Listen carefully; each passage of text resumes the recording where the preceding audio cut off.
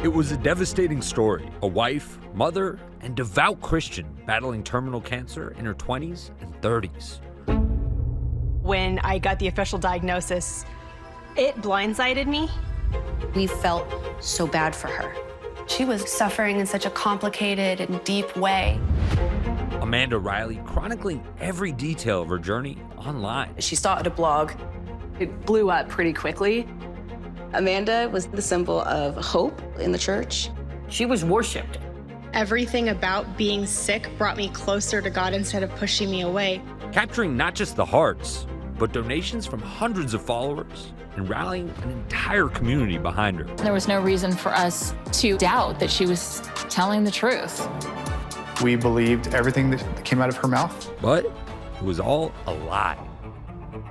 And it's an interesting story of family betrayals, like friendship betrayals, as well as this wider story of the fact that this woman faked cancer.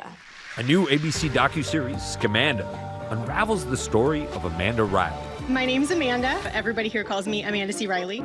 The 4-part series, based on a popular podcast hosted by Charlie Webster. What you are about to hear is a true story. This was all about purpose, validation, insecurity, attention, and I feel like that became very, very addictive for her. For more than 7 years, Amanda scamming hundreds of people out of more than $100,000 to pay for medical bills authorities say she never had. 5 hospital stays and 32 doctor's appointments and lab visits in January alone. When the tipster got a hold of me, it was in June, July of 2015. Nancy Moscatiello is an investigative producer who first received a tip that this all might be an elaborate ruse. Amanda's blog had already been in existence for 3 years because Amanda was claiming to be diagnosed in 2012. This almost like a medical diary that Amanda kept online, very active on it. She was posting 2-3 times a week. Nancy digging into the case for nearly a decade. How unique is it to have this sort of living, breathing document that is playing out in real time as you're trying to uncover this scam? Having it happen in real time and being able to make the calls within a couple of days later. And it was a little bit of a dance too, because I don't want her knowing I exist yet. For years, Amanda claimed to be suffering from Hodgkin's lymphoma, going in and out of remission. I'm not shiny bald yet, but my hair isn't growing anymore, and it breaks at the roots when I wash it. Photos, videos, and detailed blog posts depicting everything from shaving her head to treatments. What are some of the things that she actually said and did to advance this story? She's a very good storyteller. She's great with the written word and with pictures too. And she showed herself in hospitals with IV drips. She showed bruises under her eyes. She showed a shaved head, fundraisers, trials that she was going on. This account was so in-depth, and it was also hopeful and inspirational.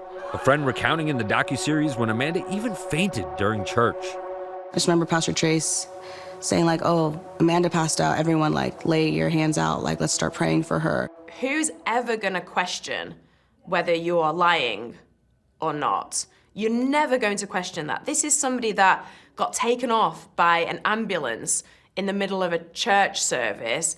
People saw her in hospitals, and it's something that touches so many of us. And so I feel like using that really was the key to manipulating so many people and so many people wanting to help.